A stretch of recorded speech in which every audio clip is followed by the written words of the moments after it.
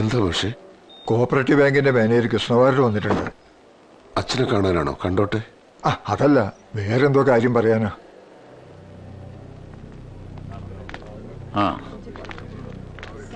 അച്ഛൻ എങ്ങനെയുണ്ട്? അതേ അവസ്ഥ തന്നെ. എന്താ വരേ? അല്ല, ഈ സമയത്ത് ഞാനിതിവിടെ പറയാൻ പാടുണ്ടോ എന്ന് എനിക്കറിയില്ല.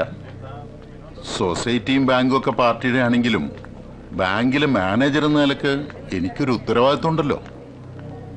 ഇടയ്ക്കെപ്പോഴെങ്കിലും ബോധം തെളിഞ്ഞപ്പോ മറ്റേ കാര്യത്തെക്കുറിച്ച് എന്തെങ്കിലും പറഞ്ഞിരുന്നോ? എന്ത് കാര്യം?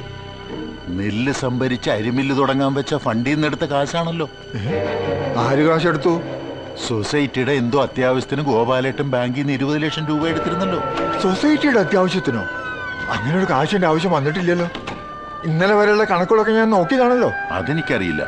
ബാങ്കിൽ നിന്ന് പിൻവലിച്ചതിന് ബാങ്കിൽ തെളിവുണ്ട്. സൊസൈറ്റിയുടെ ആവശ്യത്തിന് ഉപയോഗിച്ചില്ലെങ്കിൽ പിന്നെ ഗോപാലേട്ടനെ പണം എന്ത് ചെയ്തു? മുകുന്ദനോട് ഇതിനെപ്പറ്റി വല്ലതും പറഞ്ഞിട്ടുണ്ടോ? എനിക്കൊന്നും അറിയില്ല. ഇതൊരു പുലിവാലല്ലോ. അപ്രതീക്ഷിതമായ ഒരാഘാതമായിരുന്നു പാർട്ടിക്കത്. ആദർശവാനായ സൊസൈറ്റി ഗോപാലൻ ഈ തുക എന്തു ചെയ്തു? ചർച്ചകളും അന്വേഷണങ്ങളും നടന്നു. ഒടുവിൽ ഗോപാലനെതിരെ കടുത്ത നടപടികളെടുക്കാൻ പാർട്ടി തീരുമാനിച്ചു. ഏറ്റവും ദുഃഖകരമായ ഒരു സംഭവമാണിത്. ആരാണ് ഈ സൊസൈറ്റി ഗോപാലേട്ടൻ? ജന്മിത്വം കൊടികുത്തി വാണിരുന്ന ഒരു കാലഘട്ടത്തിൽ പാർട്ടിക്ക് വേണ്ടി നിർഭയം പോരാടിയ മനുഷ്യൻ. സത്യത്തിൽ ഈ ചെമ്മണ്ണൂരിലെ പാർട്ടി സ്ഥാപകൻ. സൊസൈറ്റി പ്രസ്ഥാനങ്ങളിലൂടെ നിരവധി കർഷക സമരങ്ങളിലൂടെ പാർട്ടിക്ക് അടിത്തറയുണ്ടാക്കിയ ആ മനുഷ്യനെ അതേ പാർട്ടി തന്നെ ഇപ്പൊ പുറത്താക്കുമെന്ന് വെച്ചാൽ? അതും ഗോപാലൻ അത്യാസന്ന നിലയിൽ ആശുപത്രിയിൽ കിടക്കുമ്പോ. പാർട്ടി നിയോഗിച്ച കമ്മിറ്റിയുടെ അന്വേഷണത്തിൽ ആ തുക സൊസൈറ്റിക്ക് വേണ്ടി ചെലവഴിച്ചിട്ടില്ല. അപ്പോൾ സൊസൈറ്റി ഗോപാലൻ ആ തുക ദുരുപയോഗം ചെയ്തു എന്നല്ലേ അർത്ഥം? പിന്നെന്തിന് നമ്മള് അദ്ദേഹത്തെ വെള്ളപൂശാൻ ശ്രമിക്കണം? ഗോപാലേട്ടന് വേണ്ടി ഈ തുക മറ്റാരെങ്കിലും ബാങ്കിൽ അടച്ചാൽ ഈ പുറത്താക്കൽ നടപടി ഒഴിവാക്കാൻ സാധിക്കില്ലേ? സമുന്നതനായ ഒരു നേതാവിനെ സംരക്ഷിക്കേണ്ട ചുമതല പാർട്ടിക്കില്ലേ? ഇത് പുറത്തറിഞ്ഞാൽ പാർട്ടിയുടെ ഇമേജ് എന്താകും? പാർട്ടിയുടെ ഇമേജ് വർദ്ധിക്കുകയുള്ളൂ. തെറ്റാര് ചെയ്താലും പാർട്ടി അയാളെ ശിക്ഷിക്കും എന്ന സന്ദേശമാണ് ജനങ്ങൾക്ക് കിട്ടുക. ബാങ്കിലെ തുക ആരടയ്ക്കുന്ന പറയണത്? പുറത്താക്കൽ നടപടി നിർത്തിവെച്ചാൽ അതിനെപ്പറ്റി ആലോചിച്ചാ പോരെ? ചിലപ്പോ കുഞ്ഞുണ്ണി മുതലാളി സഹായിച്ചാൽ. പക്ഷേ ഫാക്ടറി പ്രശ്നത്തിൽ ചില വിട്ടുവീഴ്ചകൾ ചെയ്യേണ്ടി വരും. അതൊരു കാരണവശാലും നടക്കില്ല. സെക്രട്ടറി എന്ന നിലയിൽ ശിക്ഷ നടപ്പാക്കാനുള്ള ഉത്തരവാദിത്തം എനിക്കാണ്. അദ്ദേഹത്തിന്റെ മകൻ എന്ന നിലയ്ക്ക് ആ കടബാധ്യതയും ഞാൻ ഏറ്റെടുക്കുന്നു. അങ്ങനെ നിനക്ക് ഏറ്റെടുക്കാൻ പറ്റുന്ന തുകയാണോ മൂന്നത്? ഏറ്റെടുത്തല്ലേ പറ്റൂ. പക്ഷെ കടം വീട്ടുന്നത് വരെ പാർട്ടി എനിക്ക് ലീവ് അനുവദിക്കണം. ബാങ്കിൽ നിന്ന് ഒരു സാവകാശം വാങ്ങി തരികയും വേണം. അങ്ങനെയാണെങ്കിൽ ഗോപാലൻ എന്തിനു പുറത്താക്കണം? ചെറുപ്പകാലം തൊട്ട് ഞങ്ങൾ ഒരുമിച്ചായിരുന്നു. എനിക്കറിയാവുന്നതുപോലെ ഗോപാലൻ ഇവിടെ ആർക്കും അറിയില്ല. പുറത്താക്കൽ നടപടി അംഗീകരിക്കാൻ എനിക്കാവില്ല. അത് രാമണ്ണി മാഷിന്റെ വ്യക്തിപരമായ അഭിപ്രായം. ഇത് പാർട്ടിയുടെ തീരുമാനം. ദിവാര, പ്രമേയം വായിക്ക്.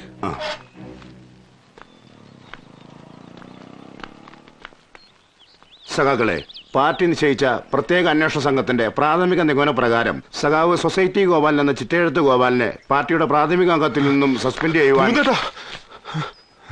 ഗോപാലേട്ടൻ പോയി.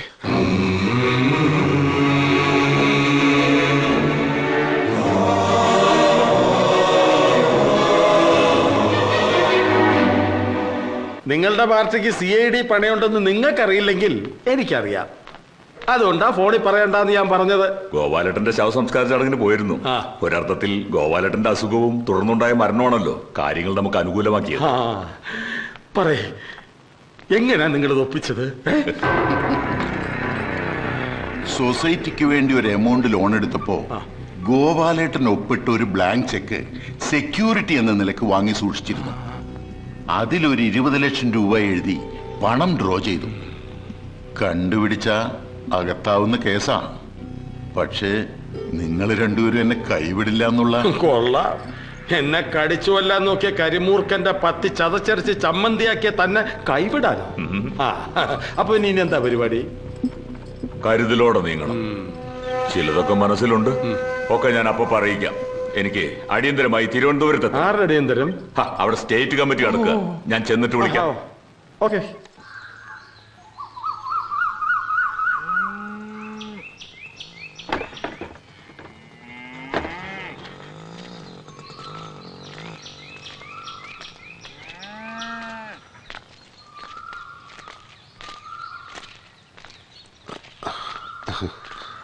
എന്താ മുകുന്ദേട്ടാ ഇത്?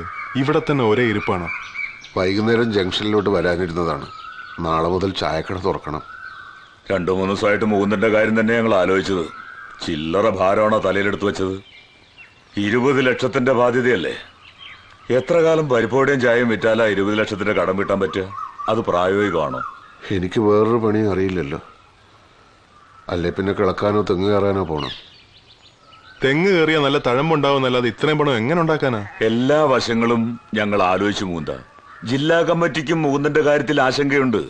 മുകുന്ദന് കടം കയറി നിക്കക്കളി ഇല്ലാതായാൽ പാർട്ടിക്കല്ലേ അതിന് ക്ഷീണം. അതുകൊണ്ട് എല്ലാവരും ചേർന്ന് ഒരു തീരുമാനത്തിലെത്തിയിരിക്കുക. എന്ത് തീരുമാനം?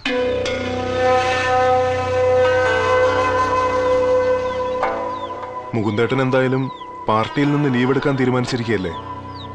ആ സമയം എന്ന് വെച്ചാ 2-3 കൊല്ലം ദുബായ് പോയി ജോലി ചെയ്തൂടെ? ഐസ് മിഠായി വിറ്റ് നടന്നിരുന്ന കുമാരൻ, കൂലിപ്പണിക്കാരൻ വാസു, ആശാരി ബാലൻ, അങ്ങനെ എത്ര പേരാ ഗൾഫിൽ പോയി ലക്ഷപ്രഭുക്കളായത്? എന്നെ ഒരു ലക്ഷപ്രഭുവാക്കാനാണോ പാർട്ടിയുടെ തീരുമാനം? ലക്ഷങ്ങളുടെ കടം വന്നാൽ അത് വീട്ടാൻ ലക്ഷങ്ങൾ തന്നെ വേണ്ടേ? മറ്റാരെങ്കിലും സഹായിക്കാമെന്ന് വെച്ചാൽ അത് മുകുന്ദന് സമ്മതമല്ല.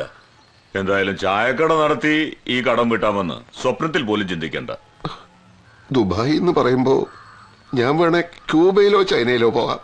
ക്യൂബയും ചൈനയും കമ്മ്യൂണിസ്റ്റ് രാജ്യങ്ങളൊക്കെ തന്നെ. പക്ഷെ ഒരു വിദേശിക്ക് ജോലി കൊടുക്കാനുള്ള വകുപ്പൊന്നും അവിടെ ഇല്ല. അഥവാ ജോലി കിട്ടിയാൽ തന്നെ നല്ല ശമ്പളം കൊടുക്കാനുള്ള സാമ്പത്തിക ശേഷി ക്യൂബയ്ക്കില്ല. ആര് പറഞ്ഞു? Fidel Castro. മൂപ്പര് നിരന്തരമായി അമേരിക്കയുമായി സംഘർഷത്തിലായതുകൊണ്ട് അവിടെ സ്ഥിതിയൊക്കെ അല്പം മോശം. നല്ലതുപോലെ ചിന്തിച്ചിട്ടാ മുകുന്ദേട്ടാ ഞങ്ങൾ പറയുന്നത്. കരുണേട്ടൻ അനുദ്രവൻ സിദ്ധാർത്ഥൻ ദുബായിലുണ്ട്. അവൻ മുഖേന ഒരു വിസ സംഘടിപ്പിക്കാൻ ഒരു പ്രയാസവുമില്ല. ജില്ലാ കമ്മിറ്റി പറയുന്നത് മുകുന്ദനെ പോലെയുള്ള ഒരു നേതാവിന്റെ ആവശ്യം ഇപ്പൊ ദുബായിലുണ്ടെന്ന. ആയിരക്കണക്കിന് മലയാളികൾ ജോലി ചെയ്യുന്ന സ്ഥലമല്ലേ? അവർക്ക് പ്രശ്നങ്ങളുണ്ട്. അവർ സംഘടിതരല്ല. മുകുന്ദന് അവർക്കിടയിൽ കാര്യക്ഷമമായി പ്രവർത്തിക്കാൻ കഴിയുമെന്നാണ് ജില്ലാ കമ്മിറ്റിയുടെ വിലയിരുത്തൽ. പ്രവാസികൾക്ക് വോട്ടവകാശം ലഭ്യമാക്കാനുള്ള ചർച്ചകൾ നടക്കുകയാണല്ലോ.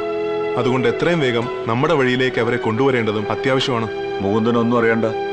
എല്ലാം ഞങ്ങൾ നോക്കിക്കോളാം. ദുബായിക്ക് പോകാൻ മാനസികമായി തയ്യാറെടുക്കുക. അത്രേ മുകുന്ദൻ ചെയ്യേണ്ടതുള്ളൂ.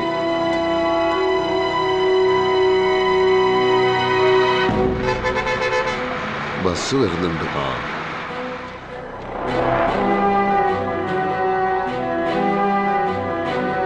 വിഷമിക്കണ്ട. ഇതൊരു സ്ഥലം മാറ്റായിട്ട് കരുതിയാ മതി. മാറാത്തതൊന്നേ ഉള്ളൂ മാറ്റം എന്ന് മാർസ് പറഞ്ഞിട്ടുണ്ടല്ലോ. കടബാധ്യത തീർക്കാനാണെങ്കിലും അവിടുത്തെ തൊഴിലാളികൾക്കിടയിൽ പ്രവർത്തിക്കാനാണല്ലോ ഞാൻ പോകുന്നത്.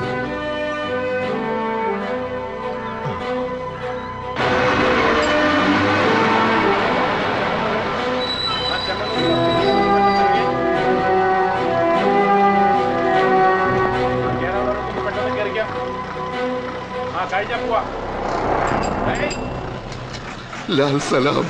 അഭിവാദ്യങ്ങൾ, അഭിവാദ്യങ്ങൾ, അഭിവാദ്യങ്ങൾ.